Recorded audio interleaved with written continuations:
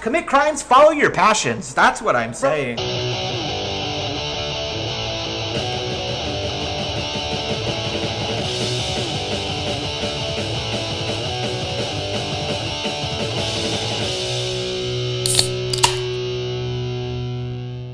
What's up, everybody? This is the Basura Triangle Podcast. As you can see, this is a house show today. What's up? This is my friend and co-host, Gary Sprague. What's up, Gary? What's up, guys? How's it going? All right, man. I was hoping for a little bit more enthusiasm, but you know what? That'll work. We'll take it. I gotta play it cool. Like Philly's here, so we gotta. Oh man, don't do that, bro. Damn. All right. Let me just start grabbing my dick real quick. Yeah, as Gary said, we do have a very special guest, man. This guy is hard to book. He is busy all the time touring. Man, are you the head of Life is Funny LLC or? I don't think we have a head. You know what I mean? It's just us, man. We all bosses. Everybody's a boss. So I wouldn't say I'm the head. I just Gotcha. Yeah. The co-presidente of Life is Funny LLC. Yes, sir. That's South Philly Reef. Everybody, how you doing, man? Hey, what's up, bro? What's up, y'all? What's going on, man? Man, just chilling.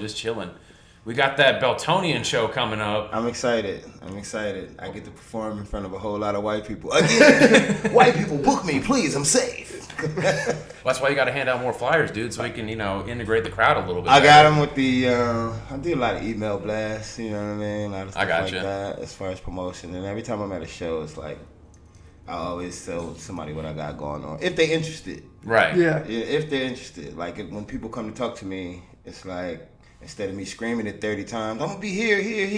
They ain't paying attention. But when they want to talk to you, what do you got going on? Oh, I'll be at the Beltonian Theater. I'll be here. I'll be there. That's what a lot of people do.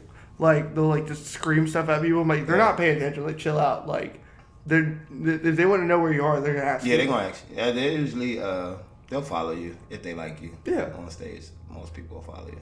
I usually get a bunch of different followers, like after a show. Even if I didn't talk to anybody, it's like, oh, who's this? Oh, they must have been there.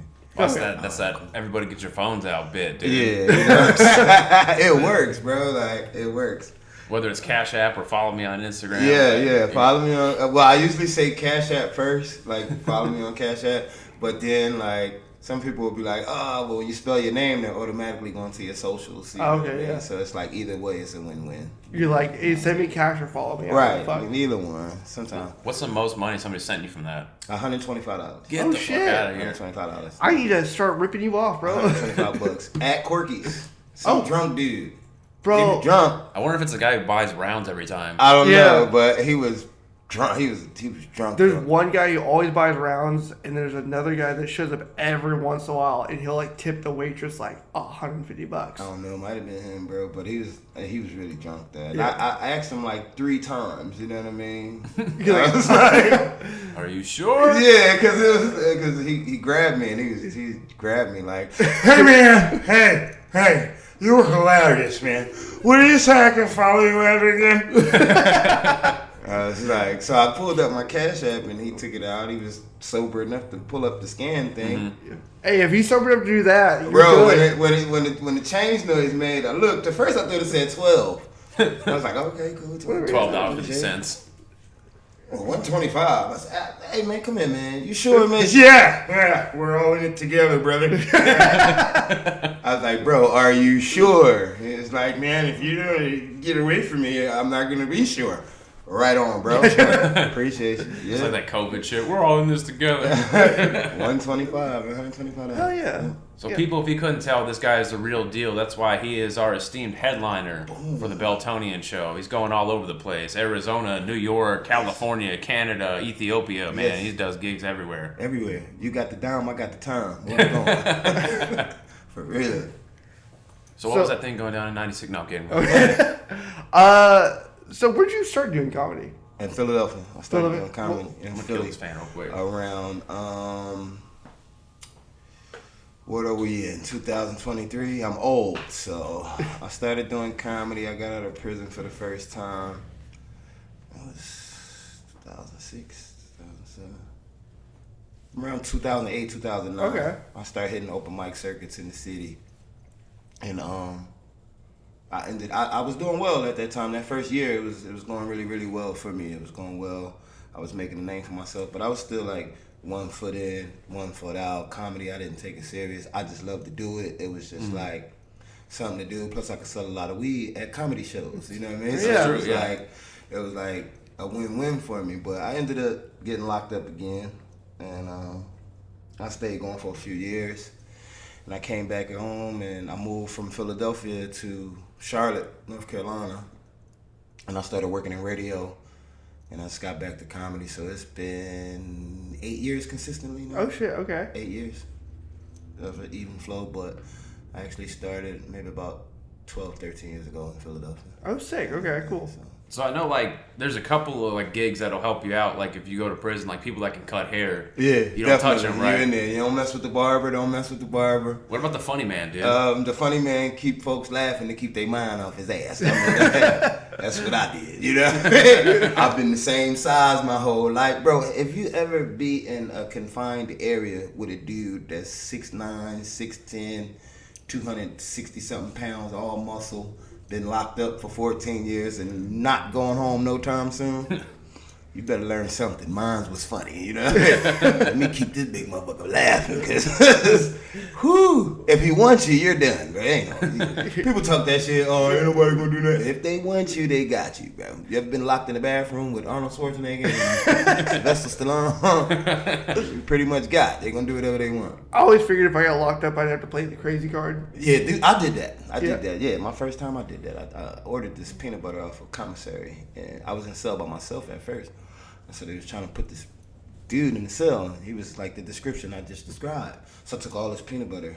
It's kind of like Just coated yourself with it? just put it all on the walls and all on end and shit. So it's a true story. So when the door opens up, I'm butt ass naked, just rubbing peanut butter all over the place, and I was just singing "Fuzzy Wuzzy was a bear."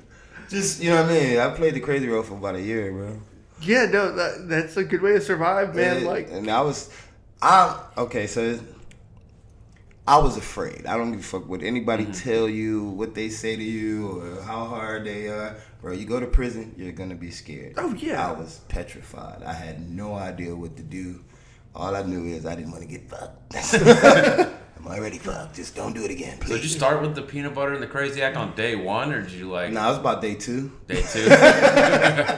Yeah, about day 2. After you started sizing everybody up, you're like, God damn. Bro, I was the smallest dude there. Bro, I was 17 years old. I was this big. Actually, I probably got a picture of it. Oh shit! So yeah, you were just a kid. Yeah, I was 17. I got tried as an adult, and so I stayed in the juvenile facility from 17 to 18. And then when I turned 18, I got transferred to an adult facility. What was the juvie place like?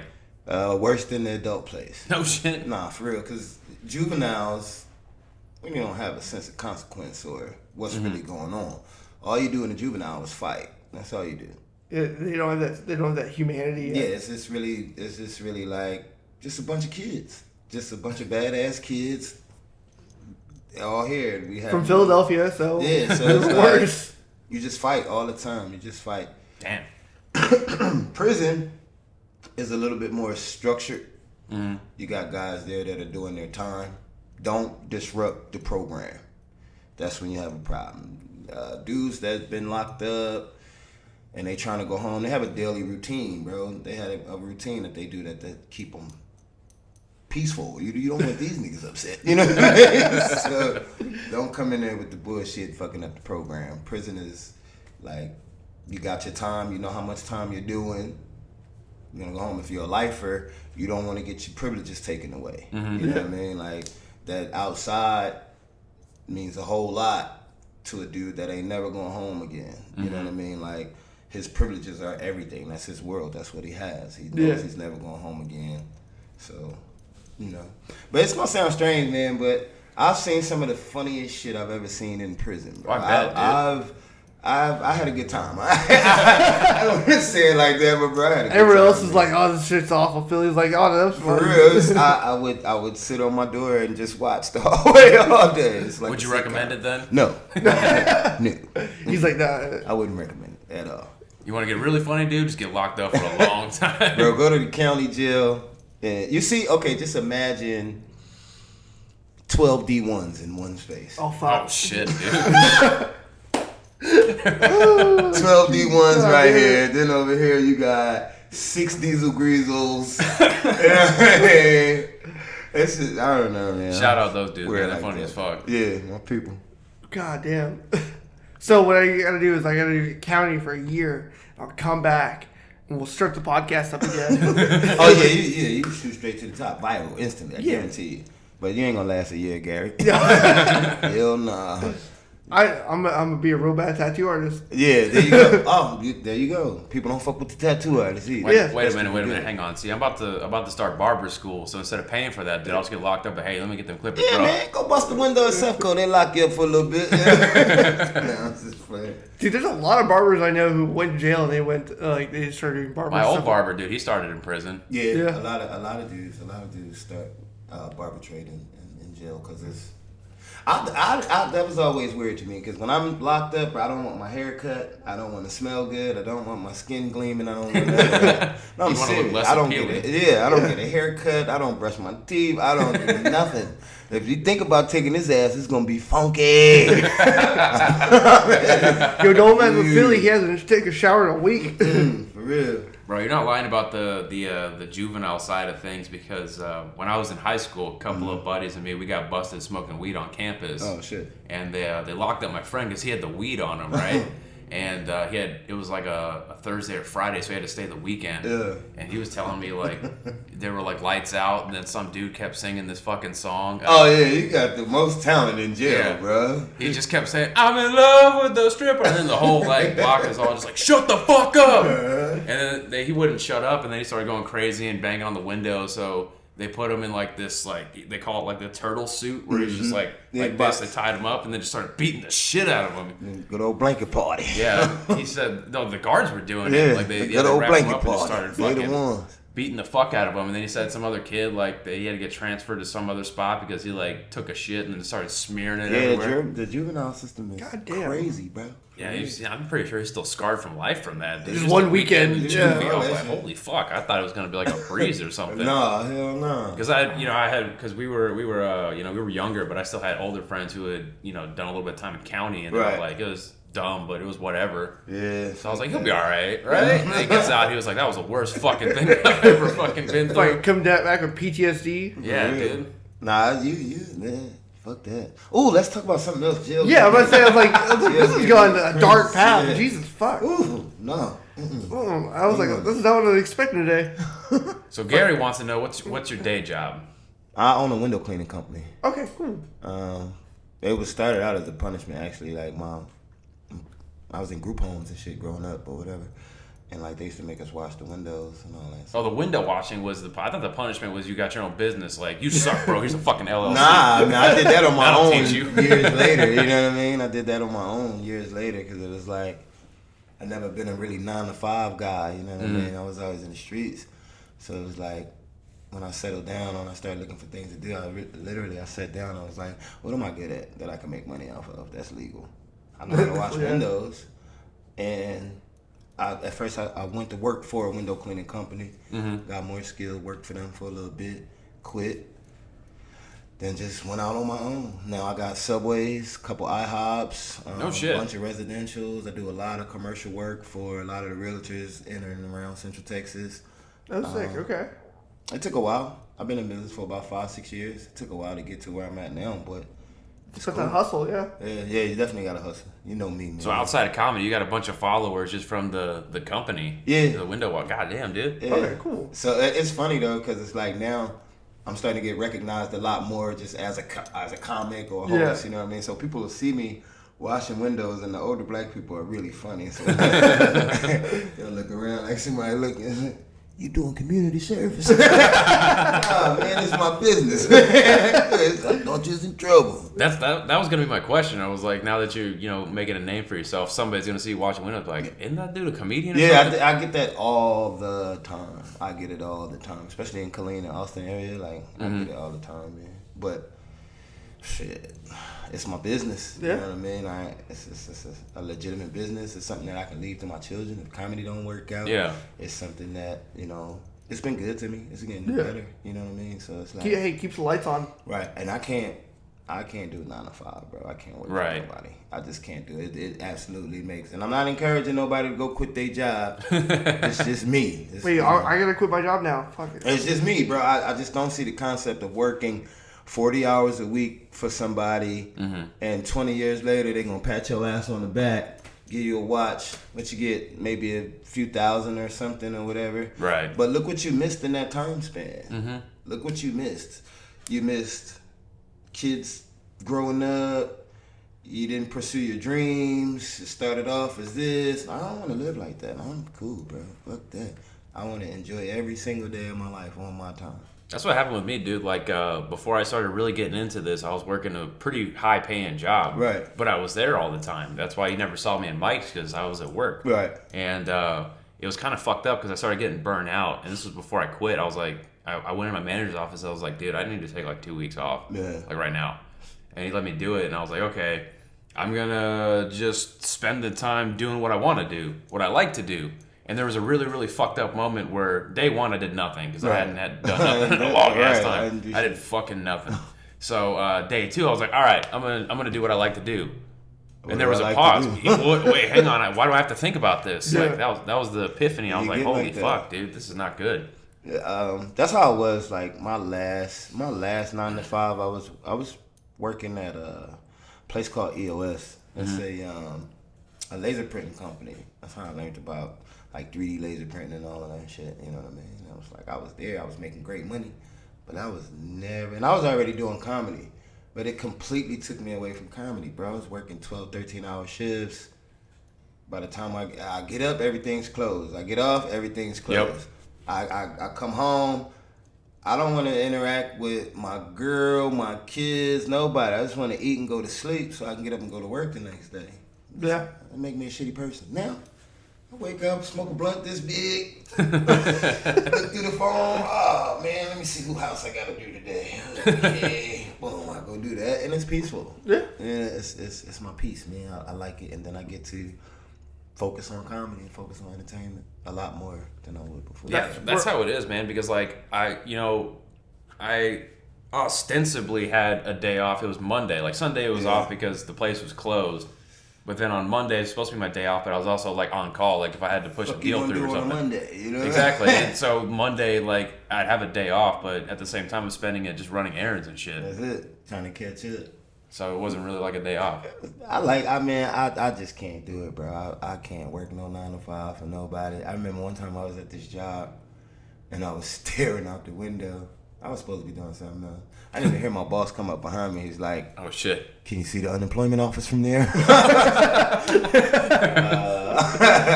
Actually, I was sitting here thinking how to get the fuck out of here, but that's kind of where I am at now. Like, cause like right now I'm like working like 5 days a week, 5-6 days a week, and like I'm missing Mike's. Like you, bro, you ain't got no kids, huh? No, bro. I would tell you this: if you're gonna do it now while you don't got no kids. Yeah. You ain't got nobody else. You ain't responsible for nobody but you. Yeah. And so if you end up at Sevco with a sign, then you know what I mean. It's just you. You know what I mean. But, I thought, yo, Philly, let me clean some windows with you, bro. I'm actually looking for somebody to work. If you want to work, if you're interested in becoming a window cleaner, I am offering training services for 2 Kings Window Cleaning. Please call 254-410-2835. Thank you. The radio voice came out. Then he leaves the podcast. He's like, "That's all I need." He's like, all right, bro. Later, guys. You guys owe me money for this now. For real, bro. Do it, bro. Like, do it. If you're gonna do it now. The only thing is, like, people will do it. They'll quit their job and then they get stagnant. They won't do shit. They'll get caught up in that. I'm not gonna do nothing because I have been doing it. Nah, right. Yeah. You gotta hustle. I mean, give yourself that day or two, but after that, get on it, bro, and stay on it. Yeah, like, well, at this point, I'm ready to just take, like, I'm in that trial period where I was like, I'm going to take a week off and then just hit mics all week. I think I know who you work for, though, right? Yeah. All right, so with those companies like that, they got all this mental health stuff and this, that, and the third, bro. Go to you. Bro, but they say that, but this shit bullshit. Like, they'll, like, you have to jump through hoops to get anything done. Well, see, I'm a black dude from the projects. I'm used to jumping through hoops. You know what I mean? But they just make it impossible for anything to get done. Like you'll sit on paperwork for like 4 weeks straight. If you quit, bro, quit now. Don't wait till you have kids to do it, because then it's more intense. Then this will be the most unemployed podcast we've ever had. So Philly's path to success for Gary Sprague. Let's recap a little bit. Go to jail. Yeah. And then Well, quit my job. No, go to quit your jail. job. Go to jail first. That's how you lose a That's job. how you lose a job. All right. Yeah. Two birds, one stone. Yeah, fuck and it. then when you get out, you got some material going. Work for him. There Doing you the go. window cleaning as per your probation. Yeah. Bro, you're gonna be a thousandaire in about 4 years. I'll be 35 and I'll be like, I made it. I made it, Mom. I got 6,000. Took me 12 years to do it, but I'm talking about taking a week off, but then you've been flexing that new G-Shock, bro. Don't act like nobody's noticed. I seen it when I was there. Lucky it wasn't no 6. So. Nice watch though. Bro, good. this shit's eBay, bro. You Hey, need to man. hustle on eBay. Whatever, bro. You don't gotta downplay it, dude. Yeah. If you want to ball out, dude, just ball out. Just be like, yeah, dude, full price. He ain't got no kids, bro. Hang on, is that the fucking price tag still on it? He ain't got no kids, bro. Yeah. I got too many kids, man. I'll go buy myself a pair of jeans. I'll be like, this is $32, man. Damn. I could be buying somebody else something, man. It's that Kevin Hart bit where, like, well, if you look at my bank account, my check The account. way my shit's set up, man. Yeah. That's why I buy clothes from Ross and Target and shit like that. Dude, that's the place to go. Hell Like, yeah. Goodwill, like Ross, I Target. go to Goodwill. I go all them places, man. People be thinking I be having some designer shit on. Motherfucker asked me, what is that? I think thought I was going to be like, oh, this is Ramon Santi. No, nigga, this Goodwill, right? I got this motherfucker. This $12. is Paulo. Right? Pablo. I'd be like, I don't know. Somebody named Bruce used to own it.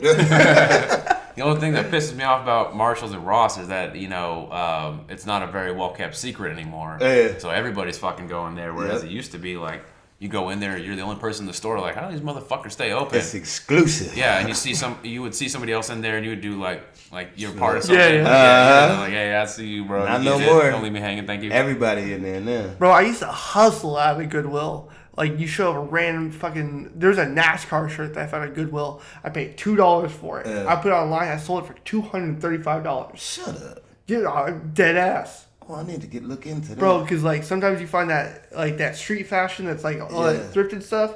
And I'll find random shit in there that's, like, anybody else looks at it, they're like, oh, that's $4. I'm like, Right. that's $140. I know online a right now. guy who does that.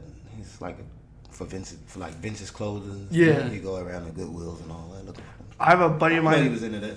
I know a couple people in Austin who do that, and like they pay for like 1-bedroom apartment or 2-bedroom apartments in Austin of all places just by doing that. They have Oh, yeah. nothing else. Yeah, I might jump on that too. I'm gonna look into that. Thanks, Gary. I promise you. I am. Bro, I'll be right next to you. I hustle, man. You talking? I bet you next week you'll see on my post right now. I got this authentic vintage. No, I used to Hustle, hustle man. that shit hard. Like, dude, one trip to Austin and go Yeah. to those blue bins, you'll find stuff like, dude, old video game shit. Every like, time I go down there, I just be too drunk to look through any damn thing. Looking at ass. well, see, then if you stop drinking, bro, you'll save so much more money. I know. I'm getting better, bro. I'm getting better. I feel I'm it. getting way better. I've recently like cut out all the drinking, That's a and good say St. Patrick's Day of all days. Hey, you're getting on to me about that. You're not even drinking. Shut up. Where's your green, bro? It'll be some green beers that I chug later, bro. That's why I wore I'll the go green piss on your hat, car. man. It'll be green. I wore the green hat. Totally don't match, but I wore the green hat because it's St. Patty's Day. And I know I said I'm getting better, but I'm getting fucked up tonight. You can always make Everybody's exceptions. Irish on St. Patty's Day.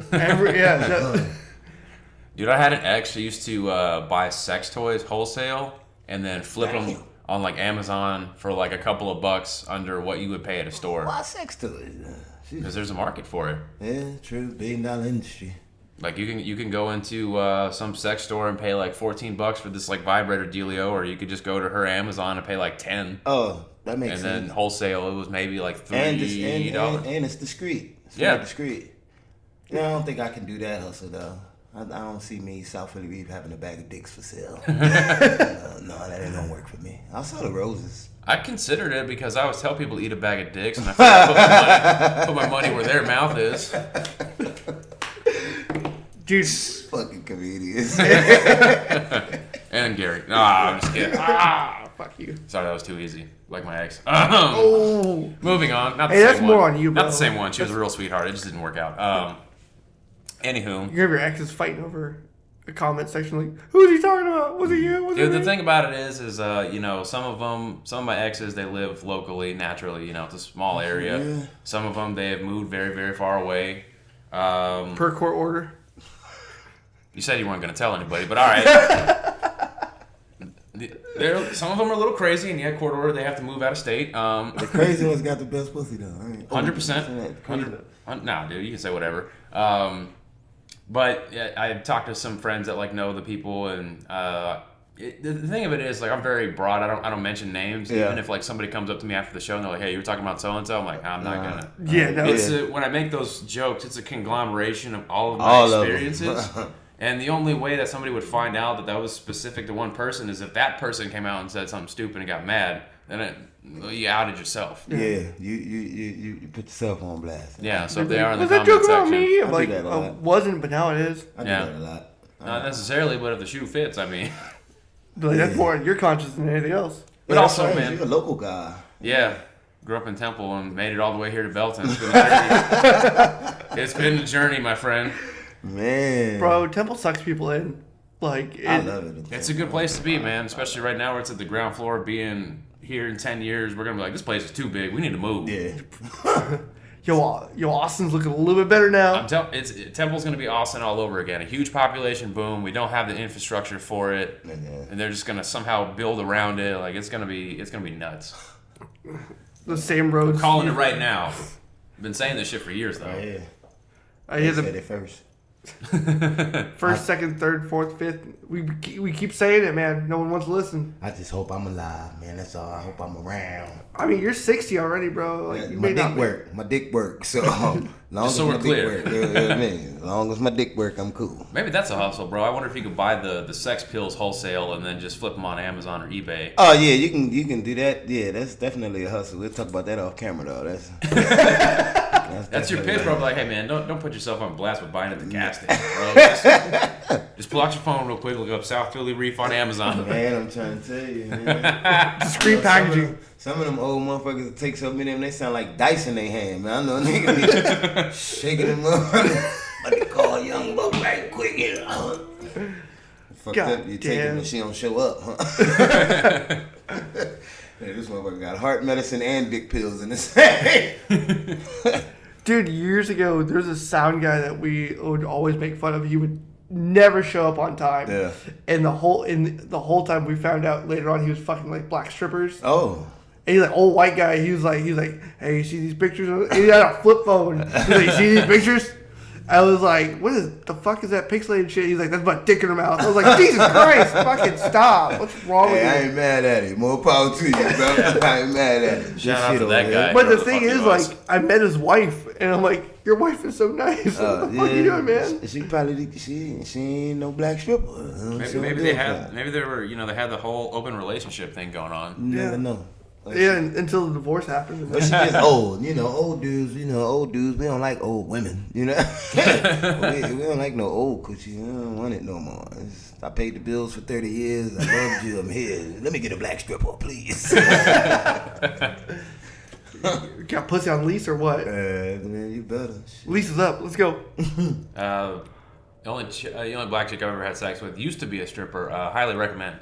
Yeah. Yeah. I like black strippers, I like white strippers, Latino strippers, Asian strippers. Latino strippers or Latina strippers? Latinas. Sometimes I ain't sure when I'm in Atlanta. I don't know which is which. So I just kind of look up, who else I like? I like midget strippers. I don't see a lot of those. I like autistic strippers. What else I like? I like strippers. You know, I've never been to a strip club. Shut up. You I'm serious. Are you serious? Yeah, I've never been to a strip club. Why not? I've just never seen a purpose for it, I guess. For real? It's like I can pay money at this girl just to like dance on me and say bye, or I can, No, it's, No, you gotta go to like a dirty strip club with all the sections in the back. that, and I also hate glitter. I hate glitter. Okay, yeah. You Glitter get that drives me shit up off a for fucking days, wall, bro. dude. Yeah, I know. Yeah, don't go to strip club then. Yeah, no thanks, bro. Your wife's gonna be like, "What's on your face?" But don't worry about it. Glitter. Sorry, I got in your makeup somehow. You'd be surprised how many business deals get made in the strip club. Oh, I know. I've heard stories. I've just never been. A lot. I don't know. Maybe if we get a Patreon popping, we'll go to the strip club. Now don't let this area be your first experience. Please don't let this area be your first experience. I guess that would depend on how much the Patreon's. I would say Miami. Oh shit! Okay. Or Houston. Miami or Houston. Okay. Miami or Houston. To me personally, Don't take your own car to Houston because your tire's slashed. Bro, Miami or Houston had the best strip club lives. Even better than Atlanta, but that's just my personal. Atlanta, everything is a strip club. You can walk in a bitch that live in a 2-bedroom apartment and shut the door. My bad, the club open. I'm sorry. But Miami. Put your kids' toys up, but get the fuck out of here. Yeah, Houston and Miami got the best strip club. Just working the pole. Somebody comes in. DoorDash for cheap. No, for real. Oh, you could just set it on the stage there. Thank you. I'm so serious, man. Break them off a 20 with just nothing but ones. I'll get more into that too. At the Beltonian, when we do the Beltonian. Yeah, when we do the Beltonian show, if you don't have your tickets, you better start buying them up because at the time of recording, man, people are starting, as we get closer, people are starting to eat them up, bro. That's what happens. So that's why, like, we was talking about it, my promotional scheme. It's like, okay. Mm-hmm. And I'm always real with myself. I'm getting a name, but none of us have names where it's like, oh, they're going to be there. Get my ticket now before it sells out. So normally what I do, I normally wait till like 2 weeks out and give it a really, really hard push, what I mean? Then it's like, it usually happens like that. That's why I like that 30 to 40 day promo time. In between. People get lazy and they're like, oh, well, it's that far out. I'm going to buy it now. Like, right. But that's to be expected too, yeah. That's always like that. We ain't there yet, but give us a year or two, man. We'll be there. Yeah. Give me like 3 years. I'll get there. I like your style of comedy, Gary. I like your style of comedy. I appreciate that. It's been rough lately. I mean, that's what it is. You just got to start taking more days off and hitting the stage more, dude. Fuck, dude. There you go. Hey, yeah, I need to go to jail. Or just practice at work. Practice wherever you at. Use it. I think they're tired of me. Well, yeah. Once you burn them out at work, it's like, he's a comic. Okay, shut up. Go to work. Everything he's saying is a joke. Yeah. I had this lady who stopped me. She goes, I know you from somewhere. I was like, what do you mean? She goes, you do something. You're a comedian, aren't you? Right? I was like, that depends on what night you saw me at. Was it a good night or a bad night? What did I talk about? And she was like, you talked about, what was it? Oh, she's like, you talked about doing drugs. I'm like, hey, I'm at work. Right. I need to chill out. Yeah, people will put you on blast. Dude, in the middle of play. Yesterday, I went to Dynasty Chinese, and this one dude goes, "Hey, you a funny motherfucker!" I'm like, dude, there's families around here. No, Asian guy. Oh yeah. And I was just like, oh shit. Okay, cool, man. What's up, Gary? You more socially correct than I thought you were. You know what I mean? Gary's like a real. Don't say that right now. But get him in the comedy club, he'll fuck around and say nigga. I'm telling you. Outside that shit, at work, anything is really. So if you want to see that, come to the Beltonian. If you want to see Philly beat me up. If you're drinking while listening to this, drink every time we mention the Beltonian. We'll try and get you fucked up. Ching, I tell you what, man. I'm gonna buy 2 tickets personally to give away to somebody, whoever. All right. Yeah. Yeah, man. We still got a few front row spots left. Yeah, 2 tickets on my tab, man. Y'all give them away to whoever, one of your listeners, whoever, All one of right. your followers. Yo, Mexico City, make the trip. Yeah, there, fly on out. Unless you're underage or something. That'd be weird. Whoever, bro. It's up to you. I'm not trying to do some Wayfair shit. We got one person in Mexico City who keeps on listening. Yeah. Oh, for real? And then they never respond to anything online. Oh, man, but they listening, though. They listening, though. dude. All right, this is for you, Mexico City. XHRMFM, el barrio Telemundo. Thank you for listening. I wonder what that person is doing in Mexico City. They listen all the time. They never What's say it? anything. Yeah. It just says we have one listener in Mexico City, but that's all. It doesn't give a whole lot of details. It just breaks it down by percentages. Oh, okay. And shit like that. Yeah. There's obviously we have a following in Texas. Temple's probably it's only the 3rd highest one. Oh, okay. Colleen's towards the bottom for some reason, and then random places I think I saw Laredo on there and Corpus Christi. Oh, That's sick. Well, what's up, man? Shout out Texas, man. Thank y'all for listening, man. Yeah, right. Yeah, no kidding. Yeah, for real. Keep coming back. Got Also, to, make the man. drive to the Beltonian show. Buy them damn tickets, please. No, I have it good from some insider sources from somebody I used to, or that I still know, excuse me, that used to work in this kind of thing, and they were like, yeah, we'd host comedy events all the time, and it, like you said, 2 weeks in, people start really buying them out, and then the week of is when it's like go crazy. And then I promise you this: you're still gonna have stragglers that are gonna walk up to the door. just to walk up. And be like, oh, what's going on in here? Bro, I'm the straggler. I hate buying shit online. See? So I just go. I show up and I'm like, oh, I'll buy it, check it out. They're like my grandma. My grandma don't trust online for shit. Turn that off. They watching us. Grandma is more convenient this way. My grandmother would get up on the first of the month, catch the bus, go to each individual place and pay the bill right there. I paid the bills. Hey man, all that moving keeps you young, man. Man, for real. You gotta do something. It take her 2 days to do that shit. You know what I mean? She get up on the first, she ain't back in the house to the third. Damn, man. My grandpa wouldn't have mail delivered to his house. For real? He put up a P.O. box, and he would drive like 20 minutes to his P.O. box to go pick up his I mail don't every blame day. him on that one. I don't blame him. I like that. He's like, I don't want to know where I'm at. Fuck. I mean, you gotta imagine though how the world must seem to a person that's like 80 years old. Oh yeah. Damn, this the Jetsons for real, bro. Yeah, no shit. Well, then they got like Really AI Jetsons, coming through hell and yeah, shit like all that, this dude. shit. Like they'd be like Alexa. He's like Alexis, Lexi. You know what? That's why Alexa. when I was broke, I never sold plasma. You know what I mean? I always think they was gonna clone some shit or do some shit with it. Like, Dude, I might have to sell plasma because they pay well, dude. yeah, I heard, but I just I can't fuck with it. I rather go. When I'm going to school, man, because I won't be making it. Well, officially, I won't be making any money. So, Bro, listen, y'all like comic shit entertainers, right? Mm-hmm. I'm getting anybody listening right now. Anybody listening? Let me give you a quick hustle, real quick. Listen up. That always works. It's a quick hustle, right? So you do something. There's something that you do. Merchandise that shit, man. We sell. I don't have any merch with me, but I have some. I have some in my car. I promise you. I sell rolling papers. I sell pins with "Life is Funny" on it. I sell little things with "Life is Funny" on it. Any and everything, bro. You know who knows a master at it? Alex Cunningham. he is. Oh yeah. So any and everything's for sale, bro. Keep that shit with you. When I first started doing it, it was like I sold maybe 20 things of rolling paper, and we were charging people like with donations, whatever. Give me $2-3 for this pack of rolling papers. I looked up one day, it was like $300 in the box. I'm like, oh shit, okay, this works. All right. Boom. Hustle. If you go to school, if you quit your job to pursue your dreams, hustle. It's not gonna work without you hustling. Otherwise, I'm gonna tell you exactly what's gonna happen. You're gonna be homeless, motherfucker. You ain't gonna have shit to eat, and you're gonna be a bum. And people ain't gonna respect you when you get on stage because you're gonna look like you stink. And nobody don't wanna laugh at the dude that look like he stank. You know what I mean? Girls ain't gonna like you. You ain't gonna get no pussy, nothing. You gotta hustle. You have to hustle.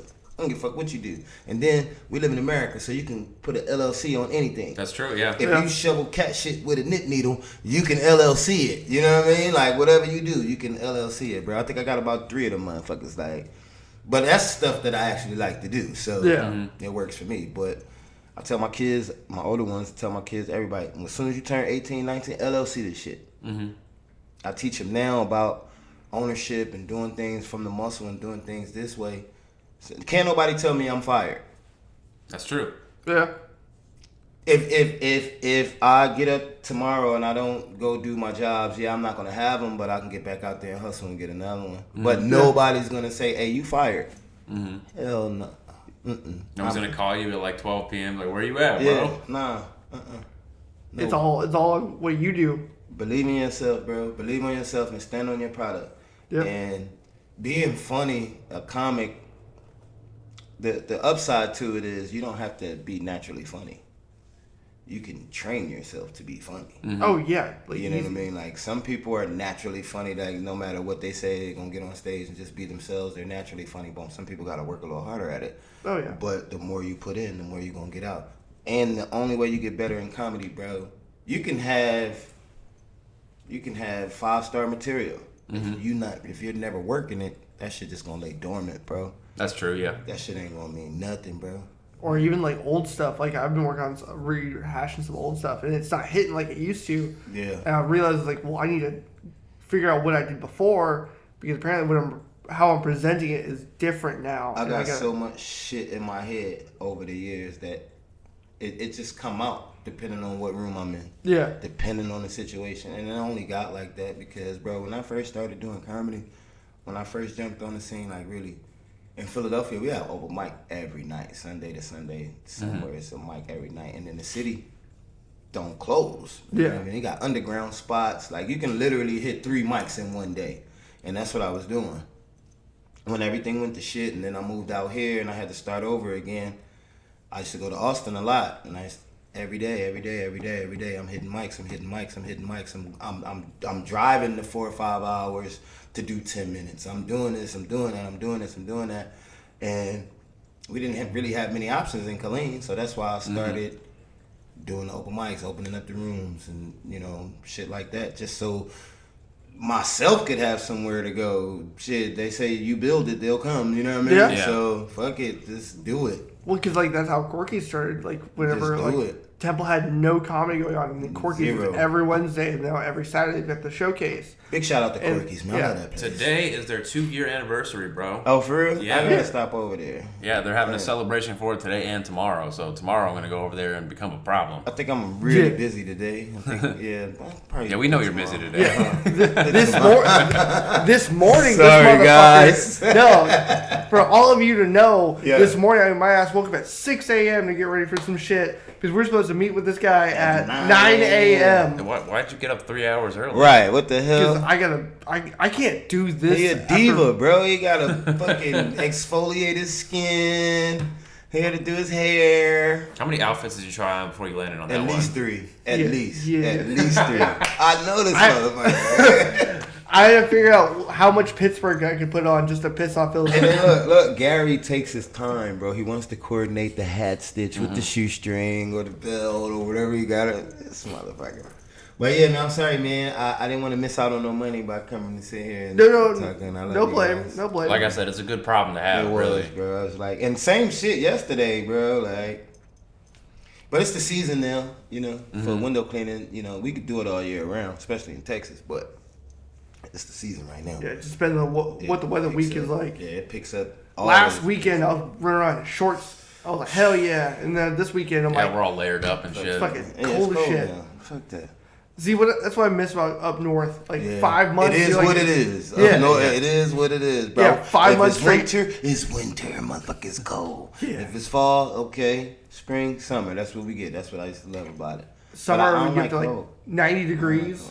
And then you're like, oh, this is hot as fuck. I And then don't- yeah. Texas, it's like, oh, that's cute. With Bro, I almost 115. died my first summer in Texas, bro. True story. believe I it. was gonna go back to Philadelphia, bro. You already see how black I am, right? 2 days. Matter of fact, it wasn't even summertime officially, bro. It was like May, into April, early Oh May. shit, yeah, that's not even. Yeah. So the first day I looked on the news, it was like, it's gonna be 102 degrees. I'm like, all right, cool. I should be all right. Yeah. I went outside. I came back in. I was really this black, bro. Really, really this black. My girl at the time was like, "What's wrong with you, bitch? It's hot. You been outside yet? Texas heat will have your face like this all day." I was like, "Fuck that." A week of that shit. I was about to go home. I swear I was. Well, especially here in Central Texas, because for those who say hot is hot, there's no difference between heat with humidity and dry heat. They can go fuck themselves. God. There's so much of a difference. I've been in Phoenix. In Yeah, heat, bro. And I'm like, oh, that's a dry heat. And you come back here, like, the moment you walk outside, like, why am I sticky? It feels like you're wearing a fucking blanket all the time. I hate it. Oh, but our dumpsters melt in the summer. Go fuck yourself, dude. Nobody gives a shit. At least you can sit under a tree and it helps a little. Yeah, right. If there's a breeze, you'll be all right, man. Hell no. Well, and I can't like take that shit. here, the cold hurts. Like the cold up north, like all the moisture stays in the snow. Hey, you used to it too. And like like I said, it's cold for 5 months straight, so Right. you get used to it, so your body acclimates. Here, it's like cold, windy, and the moisture's in the air, and it bites into your bones. And then like the next day, it's 76 degrees. Ladies and gentlemen, for more weather updates, make sure you tune in. That's how you know we're getting older. I And was how we're gonna say, bitching about the weather. Spent about 10 minutes bitching about the weather. And you know what's supposed to fucking happen tomorrow? Bunch Too, of though? old dudes. Goddamn. Good thing we got the rain, man. We've been needing that shit. What's up, man? I know y'all got some tough questions for Fuck. me. I think Gary did. I don't know. If you want to, man, fire Okay. away. Usually we just kind of shoot the shit Are or we just whatever, gonna but Fire. Are we just gonna grill him? yeah, we're gonna interrogate him now. Let's Hang go. on. So what'd you go to jail for? Okay. I've been in jail a lot of times, man. Which time in particular? Jesus Christ. You do that, I'm gonna start digging through his Instagram. No kidding. The first time I went to jail Oh, I was joking. I'm not gonna. Oh, all right, okay, yeah, shit. yeah, That's dig whatever, that. bro. I mean, if you want to, man, go for it. I don't care. The first time I went to jail was my cousin snitched on me. Motherfucker, I'm telling the world. I think I was about 11. Mm-hmm. And damn, some guys in the neighborhood had a stolen car. We stole the car from them. None of us knew how to drive. Officer, we were returning it. Yeah, so none of us knew how to drive. We was just kind of driving around the projects, and the cops jumped on us. We ended up jumping out the car, running. I was hiding in some bushes, and my cousin got caught. And he walks past the bush and said, "You might as well come on out. They got us." I said, "No, bitch, they got you." That was my very first time ever getting arrested. And what a bitch! It was just downhill from there, bro. It was just, we need a whole hour to talk about my fucking jail shit. So what made you? Okay, we'll divert. What made you do comedy? Actually, I got out of jail and I didn't know what to do, man. I was just kind of like, I can't keep doing this shit. Mm-hmm. I didn't know what to do. I always been a silly dude. I always been like high energy, goofball. You know what I mean? So I went to a place in Philadelphia. It's like a little soul food spot. Mm. My cousins and them set me up. Sounds like they set you up a lot. Yeah, that for real. Motherfuckers, little did I know. But they tricked me. They kind of tricked me and told me, hey, we're just going to go get something to eat or whatever. Because at that time, they was like, yo, you should do comedy, bro. Try your hand at comedy. Like, everybody was telling me this. And I was, I'm a gangster. I ain't no more fucking comedy. Fuck I look like.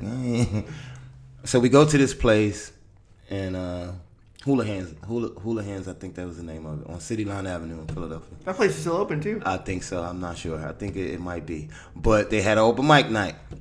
Mm-hmm. I'm eating, drinking, having a good time. I go to the bathroom. I come out, they're calling my name. I'm like, who, me? And so if you put me on the spot, I'm going to jump up. I'm an attention whore. So I was like, fuck it. I got on stage. I ended up doing about 7 minutes. The first 3 were brutal. Oof. But I found the rhythm, you know what I mean? I found it, and I fell in love with comedy. I know all comics say that, but I fell in love with it. Right, yeah. But I had always been a fan of comedy. I was always a fan of comics. But actually doing it, and then the owner of the spot at the time, he thought I performed before. That was my very first time doing it. And he allowed me to host the open mic from that point on. Oh, shit. So I ended up hosting that mic for maybe 3 months. And then I just went from there, bro. It was just like I loved it. It was nothing else really kind of. That was kind of my first of starting to transition out of the street life. You know what I mean? Like after I knew I wanted to do it. I knew I ain't gonna be doing shit else. That's what I want to do right here. It gave you a better outlet. Yeah, hell yeah. Cause I don't talk about it a lot, but I used to suffer from depression, like really, really bad. Like so. But I'm a high functioning. All of us are fucking. You know what I mean? Like, yeah. So it's like, I'm not the guy, like, when I'm depressed, I'm not the guy that's balled up in the ball. No, I'm manic. I'm everywhere. You know what I mean? Like, trying to offset it. Right. I'm fucking depressed. But that was the thing that soothed me, bro. It's like, shit slow down for me when I'm on stage.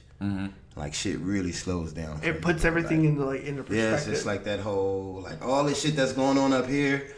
The moment I hear my name being called, it starts to go. Yeah, it puts some blinders on you, and you're like, that's it, you bro. focus. That's like, I love it. I love it. It's home. I feel the same way, dude. I could be fucking mid clapping cheeks and thinking about, oh fuck, I got that thing coming up next week, bro. Nah. When I step on stage, dude, I'm like, I host a lot of shit, right? I host a lot. So just one time I was with this chick and shit. I just went in the hosting while I was smashing, you know what I mean? I'm like, we in the bed, it's going down right now. Oh shit, she about to put that left leg up, it's going in. I'm like, oh man, this shit clap it up crazy. for me, Monica. Start clapping right now. For real, bro. If this dick good, start clapping right now. Yeah, nah, for real, that shit is crazy. No, that's stage. Like, oh shit. But yeah, I went from there, and then like I said, I was hitting the circuit really hard. The first time I was in Philadelphia, I was meeting a lot of people. I was doing a lot of stuff, and it was like I was already known in Philly, like around the city. But it was a shock to people people that knew me was like, oh, this motherfucker always been silly. Like, that's where he belonged. But, like, the streets supported me a lot when I started doing comedy. Like, because I was always cool with everybody from all different neighborhoods and all that. So, I got a lot of support when I first started doing it. But kind of fucked up. Again, I ended up getting locked up. You know, it wasn't until I came home the second time after doing the 3 years that I really buckled down. I took it serious. And I came here to Texas and shit, I've been consistent with it ever since, man. The last 6 years. Fuck yeah, dude. Straight, bro. Just How'd you land in Texas though? Actually, I found out I had a daughter here. Oh shit. So I used to live in Germany. At one point, I was in the military. At one point, that's a crazy story how I got there. I used to live in Germany. I was about to say, I was like, at one point in your life, you're in the military. I knew that. So, Yeah. like, So don't forget, I'm 45 years old. So a lot of this shit is like, you know what I mean? Like, so I was in the military. I got out of jail. I got out of juvenile. My mom, she was messing with a recruiter at the time. He was like trying to impress my mom and shit. And my mom was like, "Oh, my son's gonna do his life." She's like, "I can get him in the army." Sure can. And he did though. He did. Not real good. I was thinking to myself, "Mom, that pussy must be good." He got me. Shout out to my mama. She got that fire. But one night with your mom and got you in the military. yeah, so ended up pulling some strings. You know what I mean? I got into the military. I was in the army for 2 years. 13 Bravo. Went to Germany and lost my motherfucking mind. I lost all sense of the military. They sent me to Germany, bro. If anybody never been to Germany before, if you go to Germany, it is a pure party place. They sell beer at McDonald's, bro. Yeah, true, yeah. it's Like, so fun. everything is a party, bro. I saw construction workers pull up one time. They roll a keg off the truck. Boom. It's just a party, and I had a ball, bro. It's just a part of the culture. Too much fun, I had a maybe. ball. Yeah, I left with a baby. You know what I mean? But I didn't know at the time, so I didn't know. The girl I ended up getting pregnant was in Germany. She went off to do her own thing. I was off doing my own thing. 14 years later, I get a Facebook notification. I think you might like to know you have a daughter. It's like, 14 what? years later. Facebook Yes, notification. 14 years Fuck. later. Yes. She like put you on blast like on your wall. Nah, it was in my inbox. You know what I Okay. mean? It was like, and I immediately called her and we chopped it up, went down memory lane. Boom, boom, boom. I took a DNA test. We had this whole little thing. That shit came back in words, bro. You know how normally a DNA test be like 97.9, 98.9%. That motherfucker came back like, nigga, stop playing. That's your baby. I was like, oh, shit. And so that was the push that kind of moved me to Texas. Okay. I had a kid here. At the time, I was already family. I already had a family. Mm-hmm. I didn't want my kids to be all separated out and shit. So I I was got like, you, fuck yeah. it.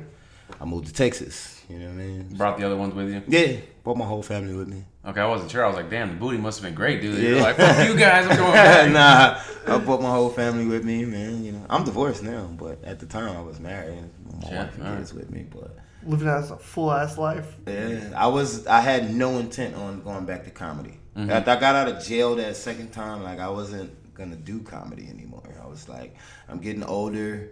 I got all these kids I gotta take care of. I don't got time to be playing on fucking stage. And I loved it, and this is when I realized I truly loved it because I was fucking miserable, bro. I was making great money. I had a wife.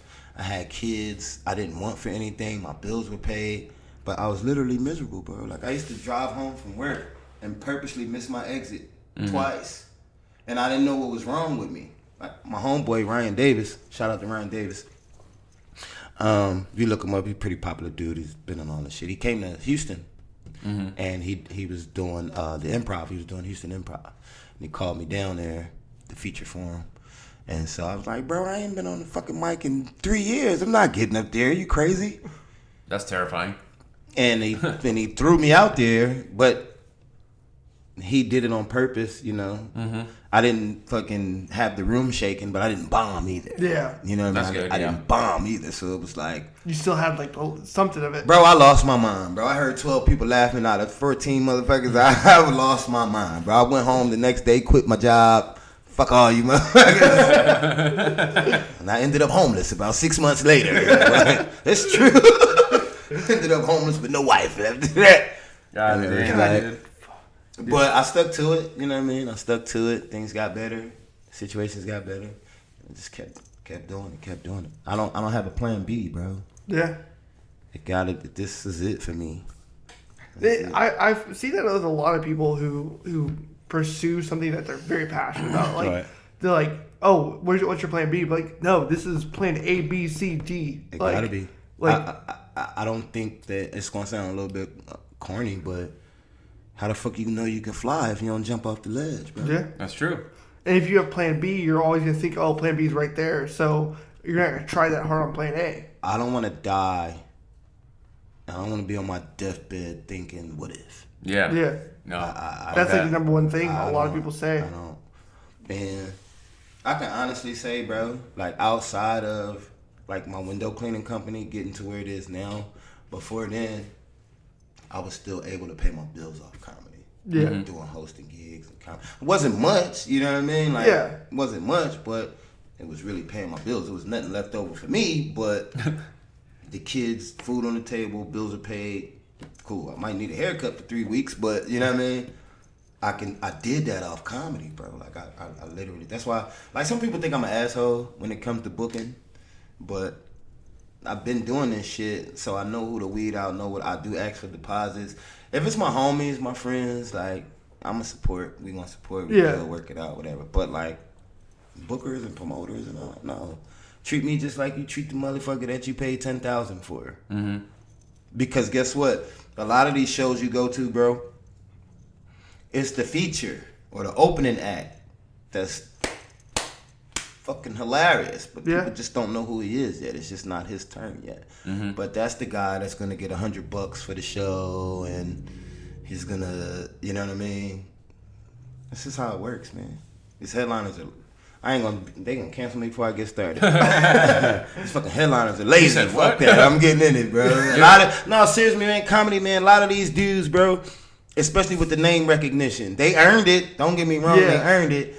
But people come to a show. If I pay $40 to see you, don't come do no 20 minutes and say you headline. Motherfucker, hell nah. I paid $40 to see you. Mm-hmm. I want a traditional hour from the headliner. 40 minutes to an hour. That's what I want. And then they get on stage, and it's just like, oh, okay. I laughed as hard at this other show that these locals put together last week. At the Beltonian. At the Beltonian. See where we were going there, dude. You thought we forgot. We didn't. No. Someone's been drinking the whole time. But it's just like, man, I'm very, very passionate about comedy, entertaining, acting, all that shit. So ain't no plan B, bro. That's good, bro. I kind of feel the same way because, like, when I've been telling people that I'm about to start barber school and shit, they're like, "Oh yeah, dude, that's a solid plan B." I'm like, "No, it's not a plan B. Not a plan B. It's just to keep the lights on. That's it's like it. get to where Philly's at." That's why I be telling, like, okay, my window cleaning company. Mm-hmm. That's not plan B. That's just keep me from 9 to 5, and you know what I mean. That just keeps me from. That fuels plan A. If window cleaning falls apart tomorrow, I'm still gonna be doing comedy, bro. Mm-hmm. Like comedy is something that I'm gonna be doing for the rest of my life. You see, Abe, what's that man's name? Irv? Oh, Herb. Yeah. 91 years old. 91 years old, bro. I keep on saying we need to get him on here. I was gonna talk to him on Wednesday. Didn't show up. 91, dude. Like, fuck that. That'll be me. Mm-hmm. And so whatever level that I make it to, and so-called making it, because to me, I'm a star already. To me, I already made it. Yeah. Coming from my background, doing, being from where I've been, like, bro, I get up in the morning and smoke a blunt about the size of this motherfucking microphone. And man, give me a little bit coochie later on, you know what I mean? I went out, I made some money, and I get to do some comedy tonight. Yeah. I'm fucking successful. Yeah. And like what I've noticed is like a lot of people just give up on dreams. They give up on shit, and like can't. I'll like go to any like fast food place. You Yeah. can see anyone between like 16 and 60, and they're all working the same type of jobs. They're all working the same place. They're all making relatively the same money. Yeah. I was like, they're still doing all that shit. Like that means you have plenty of time to go and do your shit. There's always gonna be a job there for somebody. So it's like even in your situation. So it's like if you're gonna go anywhere and work a job for 8 hours, you gotta put that same 8 hours into yourself. Yeah. Into whatever your goal is, whatever your dream is, like you gotta put that same. So how you gonna go put 8 hours into something else that don't give a fuck about you for real? You're just another fucking rat on the wheel. Yeah. That's what you are, because like you said, they don't give a shit. Yeah. If if something happens to you personally, yeah, you can get a certain amount of time off. But you can't come back after you gone 3 months, man. Fuck you, get on. We hire somebody else. Yeah. Oh yeah, like it's The same it's a time machine. you put into that, you gotta put into yourself too, bro. And that's why I tell you right now, you ain't got no kids, bro. Like, trust me, you can literally put 18 hours a day into yourself. Yeah. I say 18 because you gotta sleep, but you can literally put 18 hours a day into yourself. Yeah. So when I hear guys say, I can't work or I can't hit mics because I gotta work and this, that, and that. Now fuck you, man. Fuck you. Get up and go do it. You ain't got no kids. Bro, I'm 45 years old. I've been shot up, stabbed up, been to prison, all kind of shit. My whole right side is fucked up. But I gotta get up. Yeah. Ain't no plan B. You know what I mean? Like, fuck that. If I can do it, me, this lazy son, me. If I can switch it around, I don't. Obviously, you weren't lazy. You was unmotivated. Yeah, I my energy was focused in the wrong I've shit. been there. Yeah. Really. Just shamming away at a job, just That's it, pretending bro. like you're getting shit done. Like, oh, hey, what's up? I learn fast too, bro, so I get bored real quick. Yeah. So what I learned something, it's like I'm excited about it when I first learn it. But then it becomes like an everyday thing. You're like, I don't fucking give a shit about this. Like, I'm done. Comedy, you never stop learning. And you That's never true. know what's gonna happen. Never. That's the. I've walked on stage with a lot of confidence and then get shot in the foot. Bro, there's been times where I've went to rooms and I was overconfident, like I'm gonna kill this room. This is my people. I'm gonna kill this Oh room. yeah, shit. And Yep. then it's like, and then I've been in rooms where it's like, oh my god, I'm gonna, and they falling out the chairs. That is. There was an open mic a while back where I showed up. I got off at like work at 9 o'clock and part of me was like, I'm not gonna go to the mic. I was like, no, fuck it, let's go to the mic. I like walked in and like Chris Ward looked at me and said, hey, you're up next. I was like, I just walked in. He's like, you're up next. Oh yeah. I was like, all right, fuck. All right, I'm gonna go up there. And I killed that night. And I was like, what the fuck did I just do? So shout out to my guy LaDon Wiggs, man. That's my brother, my partner, right? So let me tell you how I do LaDon one night. Bro, we at the East Center and we're doing a show for these internet sensations, right? Damn, what's these people name? I don't know, but I can look it up on my phone. Anyway, they're supposed to be like these huge internet people, right? Show starts already. I'm hosting. The guest spot opens up. You know what I mean? We had to find somebody else. The headliners are late. They not here yet. Bro, when I tell you this is no cap, I was on stage for 1 hour and 15 minutes, bro. Goddamn. 1 hour, 15 minutes. I had nobody else to put on. Yeah. Yeah. I literally saw LaDon walking in through the door as I'm on stage in the middle of this joke fucking with this lady. I look over and LaDon is coming through the door. So I'm like, all right, y'all get ready for your next comedian. Everybody welcome to the stage, Mr. LaDon Wiggs. He's like, nigga. I'm like, please help me, bro, please. Yeah, Had man. he been doing comedy at this point, or was that his introduction to it? Well, nah, he had been doing comedy Okay. already. Like that's he was already, that's my partner, bro. Like me and LaDon were the first two to actually have the conversation about creating Life is Funny. Yeah. You know what I mean? Like, then we had a show one time at this spot called One Shot, and we sat in the parking lot afterwards, man. We just talked about it because the vibe was just there. You know how you meet people in life, and y'all meet that first day, but they feel like we've known each other forever. You know what I mean? Like, me and him just clicked. That's the yin to my yang. You know what I mean? No, that's my guy in that sense. Like, Yeah. So, shit, we came up with a plan, and believe it or not, we are 2 years ahead of schedule. Oh, shit. All right. Yeah, believe it or not. That's what's up, That's man. sick. Honestly, That's awesome.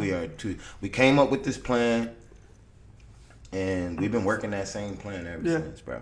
Like, I mean, and it makes sense to me that you guys are ahead because, like you and LaDon have been two Yeah. of my favorite people We've- meeting in comedy.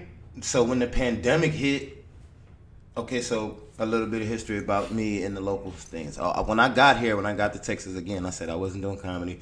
My homeboy Ryan Davis came out, put me on stage. I got the bug again. So I just started, I started going. I ended up catching the attention of Bob Sumner. He's the guy that one of the creators of Def Comedy Jam. Yeah, and yeah. all these things like that. But I was flat broke at the time. So they kind of do you like secret society type shit, like the Skulls or something, bro. I picked up the phone one day. He's like, yeah, this is Bob Sumner. I'm like, you fucking full of shit. Get out of here. What's up? He was like, if you can get to New Jersey this Wednesday, I'll put you on. You could do some time.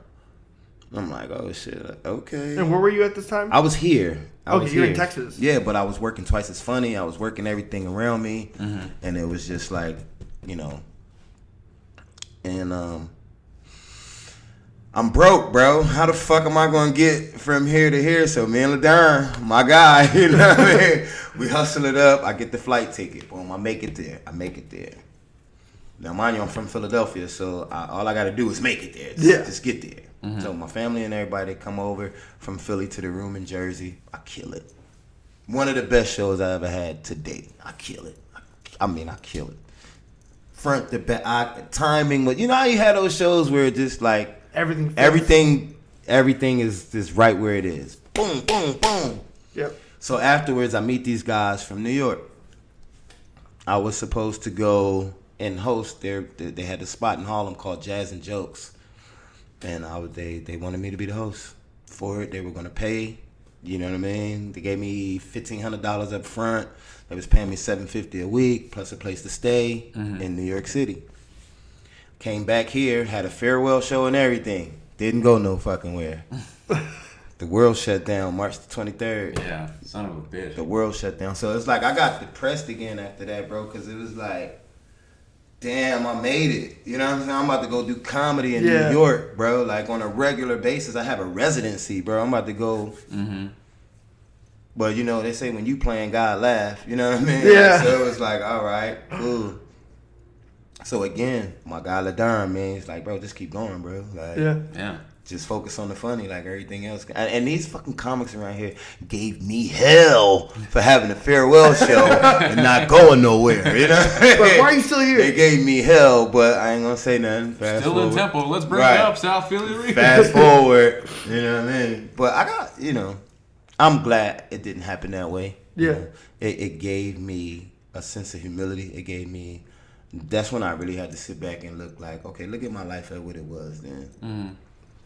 Why the fuck would I be sad or depressed about anything that happens that comes from comedy, bro? Yeah. Why? One of my favorite quotes ever that I think about a lot is, just because things could have been different doesn't mean they'd be better. Right. We think that because we ain't there until you get over there. Oh, shit, I wish I would have stayed over here. Yeah, because the grass is greener where you water it. For real. Here's the thing, That's though, a that fact. makes me nervous with shows coming up like the Beltonian. Is, you know, I'm fairly new into this, doing it consistently. Right. And, you know, I've got some showcases under my belt. And I think they've all gone pretty well. Yeah. But that's it. I haven't killed one yet, but I also haven't really bombed one yet. And so I always get that thought, like, oh, is So this here's gonna be the thing. one, bro? So here's the thing. With new comics, especially comics, I still consider myself a new comic. A lot of comics don't hit that stride of getting to knowing themselves and really getting that full sense of, I am a stand-up comic till 10, 15 years in the game. Right? Yeah. You could be funny as hell for 10 years, but you still don't know who you are yet on stage. So here's the thing. As a new comic, that should be the least of the worry. Don't worry about it. You might bomb, you might kill. No, don't worry about it. Focus on your set. Focus on working the material that you have and delivering it. Just timing, bro. Just timing. Work on the timing. Everything else gonna fall in place. Everything. I can go to open mics all the time, bullshit around, just open my mouth to talk. But if you see me at a show, completely different ball game. Right, yeah. Completely different ball game. And it's because I might have fucking talked for 30 minutes at an open mic, especially if I'm hosting. But my mind is computing, okay, what works, what don't work, where can I put this at, where can I do with this? And when I get to a show where I got so much material that it's like, you're not going to stump me on no showcase. You're not going to stump me on the show, bro. It's like, I'll start doing fucking voices, impersonations, all kind of shit. It's just I'm doing it. I always had the mentality like, if I'm in a room full of 10 people and 2 are paying attention to me, I don't give a fuck about them other 8. Mm-hmm. Yeah. I'm gonna focus on these 2 people. Yeah, we've definitely all been there. So it's like, that's just me constantly, bro. That's why I do so much crowd work. Mm-hmm. And really, honestly, I always wanted to be a host. I never wanted to. I kind of got pushed into featuring and headlining and all of that shit. And I love it. I can do it, but I'll host before I do any of that shit. Just because I like to interact with people. Yeah. You know what I mean? It's just. It gives you more time to play around with it. So much versus, shit to do, bro. Like, yeah. Hosting is easy to me. A lot of people don't like it, but I like it. Because here's the thing. I'll give you a quick tutorial on hosting. 2 All minutes. right. We usually have to pay for this. 2 minutes. This is true. This is a fact. My class will be back open April the 1st. I promise you, I will be back April the 1st. All right, so to see these tips, subscribe to our Patreon, and we're going to end it right there. No, I'm kidding. Then we start monetizing the shit. So check it out. When you're hosting, right? Number one thing, keep in mind, you are not the headliner. Right. You are not the headliner. Please, your material, throw it the fuck away. Mm-hmm. Don't even get on stage with your material, bro. Keep your punchlines. But warm the crowd up just a bit. Your job is to see that the show goes smoothly and the emphasis is on the comic coming up. Mm-hmm. So if I was introducing Gary Spragg or I was bringing Spragg out, I'm going to pipe it to where as though, yeah, he been doing comedy, killing it all over the place. He's traveled here, he's done this, he's done that, he's done this. That's giving the person in the audience, they're going to pay attention a little bit. I want to see who this motherfucker is. You know what I mean? As a host, it is not my job to keep everybody. When it's your turn, when you got the mic, that's what you do. For me, I'm keeping your time. I'm watching the room. I'm seeing who's paying attention to what. So when I get back up on stage, it's a win-win for me because if you bombed, I can talk about you. If you killed it, I can go off of it. You know what I mean? Yeah. So a lot of hosts, especially new hosts, they want to do their whole set at the beginning of the show. It's okay, if your set's good, you can break it up. Do it in between. Don't. Mm-hmm. You know, Don't eat up time. You're killing the time. You got a 15-minute set. You know that you're doing 15. Well, most local shows got 4 or 5 comics on it. Yeah. Then if you kill, you have to know as a host where to kind of keep it at and know the comics you're dealing with, bro. Like you don't want to I don't want to step on the crowd for you. Yeah. I don't want to go out there and go 155% as a host and have them, and then the energy's gonna come back down after this person get off stage. And so do not host line the show. Please don't host line the show. Host line. I like it. Right. Right. Don't host line the show. Get on stage, go for the low hanging fruit. Because as a comic, if you're a feature or a headliner, you're supposed to have a set and material already. You're supposed to be able to get on the stage and tell 15, 20 minutes or 30 to 40 minutes worth of jokes. You can dib and dab in the crowd, but the whole thing is you're featuring your headliner. As a host, you go for all the low-hanging fruit. Hey, where the single people at? Hey, this. Who's married? Who's that? Who's this? Those are questions. When I'm featuring or headlining, I'm not asking them shit. I'm not asking the audience not one question unless I'm interactive. We caught there at that moment, but I'm not asking you nothing. It's my time to let you know who I am and what I'm going through in my life. And if you can relate, a lot of hosts get, especially new ones, bro, don't get caught up in your own material. Interaction with the people. It's your job. Don't hand out a cold microphone. Okay. I don't want to get on stage as a comic and I'm about to do 10 minutes, but I don't know the audience I'm in front of. That was my host job. If I'm paying attention to the show, the host already asked who's married. The host already asked who's single, who's this, who's that, the low-hanging fruit, so to speak. Show job, bro. By the time I get on stage, I just want to do my set. And as the host, well, if you're watching the host, that means as a comic you can get those cues. Yeah, that's why I get pissed off like at a show that I produced, like when it's a real show, not an open mic or we just fucking around at a real show. I want the comics to pay attention. Number one is respect, and number two, I may have just enhanced something that's a part of your bit and you missed it. You know what I mean? Like now you got to get on stage and start over. The audience get tired of that shit. The dude that just got off just asked who was married and who's single. Here come this motherfucker. Who, man, you wasn't paying attention to the nigga that just got off stage. Yeah, like, when I see that, even at open mics, I'm like, the audience is. I can see them. They're just like, they have a confused look, or they're they're just like, alright, cool. We're gonna do this again. We paid $20 for this shit. You know what I mean? But pay attention, bro. Pay attention because you can skip all that bullshit when you feature in a headliner. You know what I mean? As a host, the host go for all the low hanging fruit. But I also like being the host because guess what? You're the first person on stage and the last person off. You could do 10 minutes, 15 minutes. You could do 30 minutes. That's 45 minutes, right? Mm-hmm. Unless you had like your whole set is killer and the audience don't remember anything else but those parts from your set. The host gonna take it every time if you're a good one. Yeah. First person on stage, last person on stage.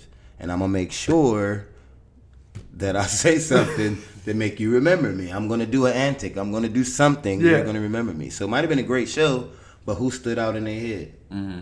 The host. Yeah. Because you get the most stage time. You're in between every comic. Right. But it's a constant. And you keep that energy up, man. Keep that shit up because that's important at comedy shows, bro. Because a dude can bomb. And any comic out there, if you bomb on the show that I'm hosting and it's an actual show, I'm going to talk about you because it's easy for me. It's easy, and I'm going for all the low hanging fruit. I'm just being honest with you. You know what I mean? So if you bomb and I get on stage and say some shit like "Give it up for whoever," that was our special education part of the show. You know, we did this thing with the ISD, get the little slow kids over here, let them do their thing. The Make-A-Wish Foundation. Whatever, you know what I mean? But shit, I don't know. I volunteered to host at Corky's. Obviously, it's just an open mic. Yeah. A couple weeks ago. Because lately, what I've been doing is I've been kind of alternating between working on specific bits and then just, like you said, paying attention. So what's going on? And then just going up there and riffing. So here's the thing.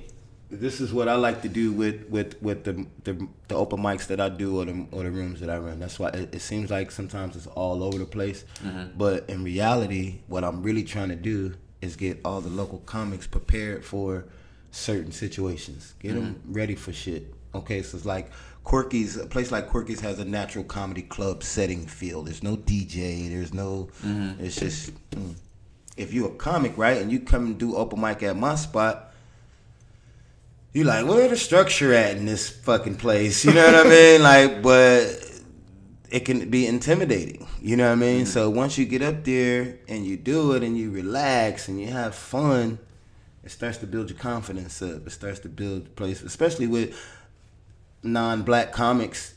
Because most of the time people know I'm gonna have a bunch of niggas in the mother. I'm gonna have a bunch of, you know what I mean? It's gonna be a bunch of wild motherfuckers in there. But if you can get them to pay attention, it's gonna be easy for you at a real comedy setting, bro. Because people actually pay their money to come laugh. Yeah. At my shows, I'd be having singers, poets, strippers, you know what I mean? Whoever. We just having a good time. Right. We just having a good time. But the comic, they go up there and they're already into the moment, and so they're focused on their bit and they're having a little bit more fun, and it's not so. You keep doing that shit. Alex, for instance, when Alex first got to Texas, I used to do like 3 rooms at that time. Mm-hmm. And I remember he first came in the first one, and he was kind of like, ugh. But he did it, kept doing it, and I watch him. I watch all of y'all, believe it or not. And I don't know freaky shit, but I watch y'all. You know what I mean? Damn. He really, his confidence level has went from me first meeting him. You know what I mean? He was never timid, but I could just see. And his hosting skills are coming along so good. It make me nervous sometimes. I watch it. Oh, this motherfucker getting good as me. Wait a minute. Like, even the short time I've known Alex, like, I've seen him host a handful of shows. And heavy emphasis on the short. But, like, you can see his growth in that. And then, like, just, I mean, I've only been doing comedy for, this summer will be 2 years. Right. And, like, going from when I started, and so I remember, like, it's like you, LaDon, and Diesel were there at the beginning.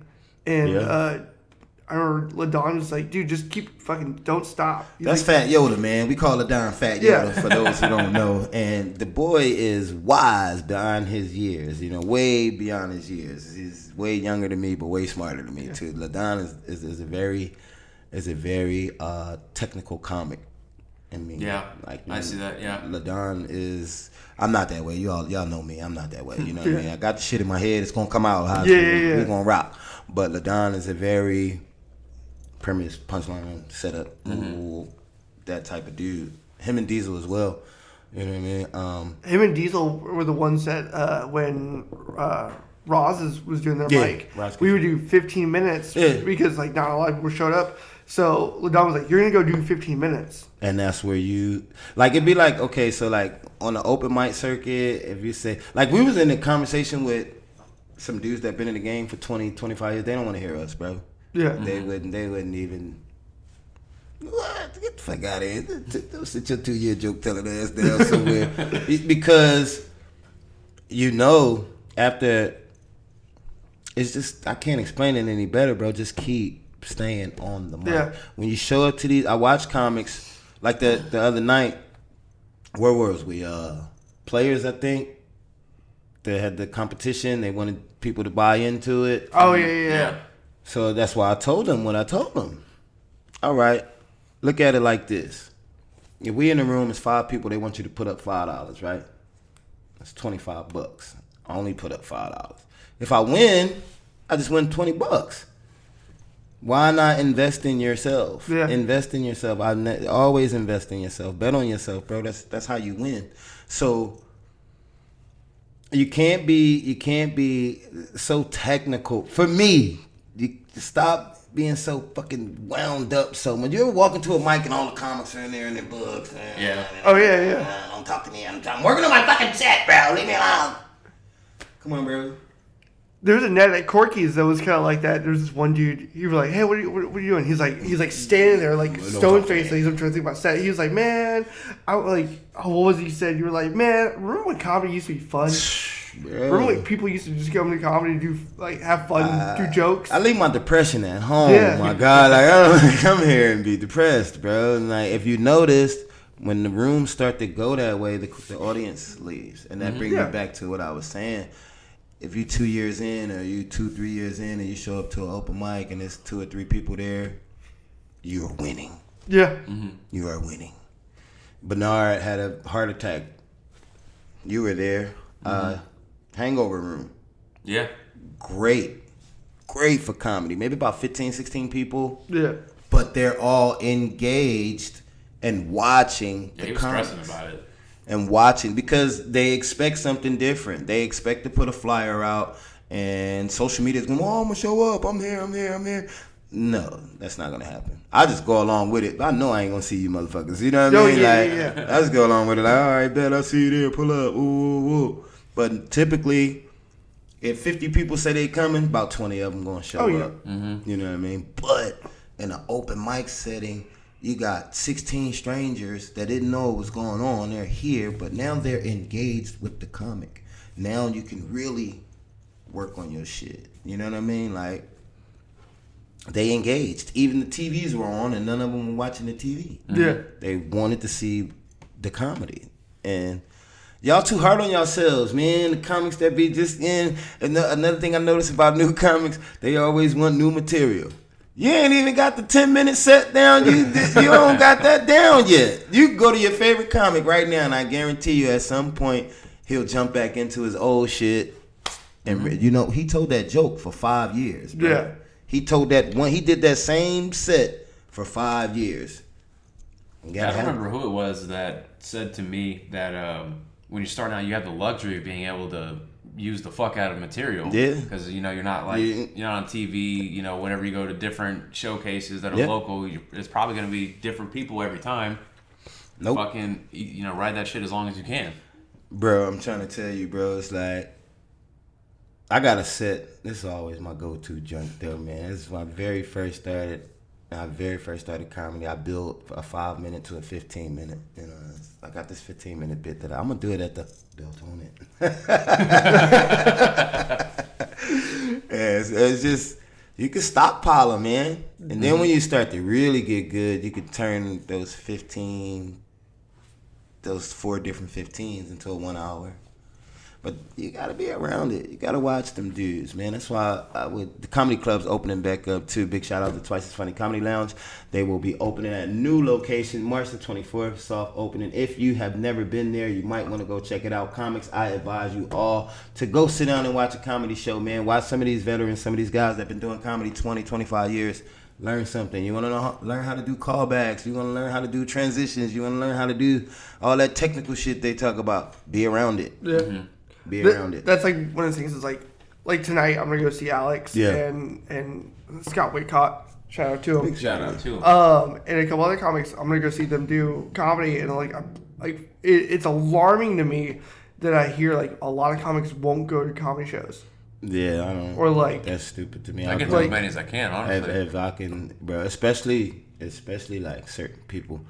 I'm going to the show, bro. I'm gonna pay the money. I'm gonna go to the show, bro. I ran into Sam Naomi. She was doing a showcase. She hosted a showcase over at Corky's, and she's like, "Oh wait, what are you here for?" I was like, "Oh, I'm here for the comedy." Right. She was like, "What, really?" Yeah. I was like, "Yeah." Or like, I went and saw JT at a show, and he was like, "What are you here for?" I was like, "Oh, I'm here for the comedy." Right. He's like, "You're a comic who goes to comedy shows?"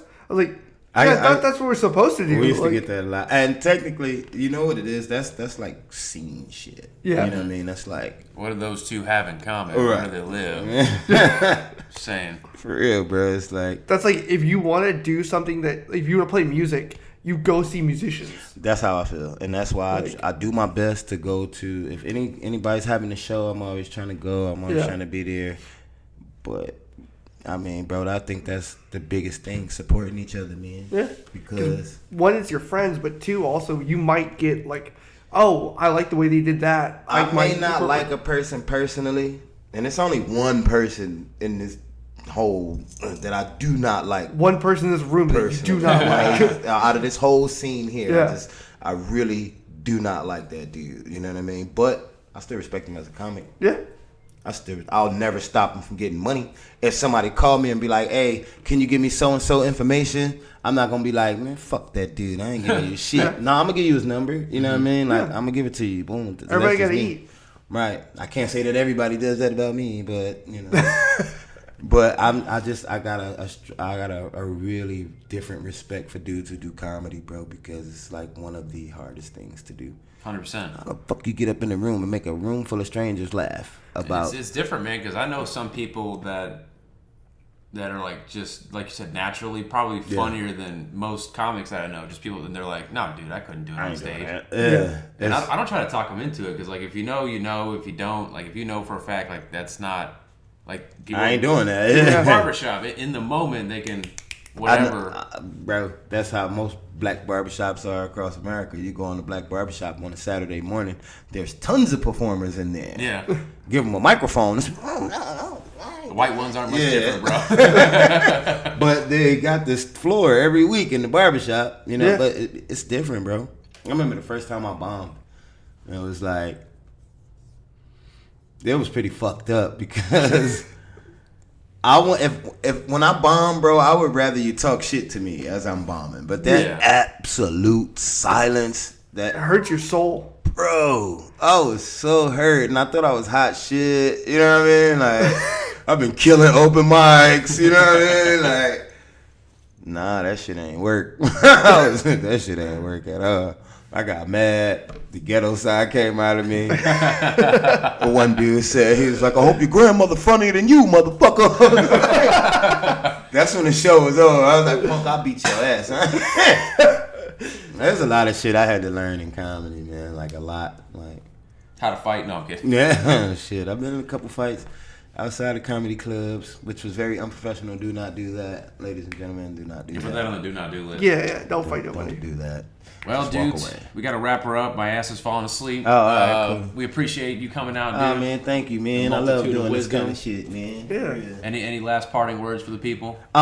People, thank you guys for tuning in. If y'all can follow me on social platforms, Instagram, Facebook, all that good stuff. I'm at South Philly Reef. That's SOUTH PHILLY, South Philly Reef. Also, hit that Cash App up too. I'll take donations. We'll That's put your fine. Cash App in the And description. do not forget where we gonna be. The Beltonian. When we gonna be there? April 7th. Who's headlining? South Philly Philly Reef. Reef. Hey, so appreciate the love, man. That was your Thank chance to y'all, flex bro. on that knowledge you heard about hosting, dude. There you go. I put that vibrato over the Hey, I had fun, man. I like this, man. All right, Gary, you could sign him off with our favorite tagline. What the fuck is our favorite tagline? We haven't developed shit. Janie came up with it. Right. Oh fuck! Our, See what happens when you stop commit drinking? commit crimes, follow your passions. And just hashtag get him in the van. Hey, man, what van, man? Get these white boys crazy. Get me the fuck out of here, man.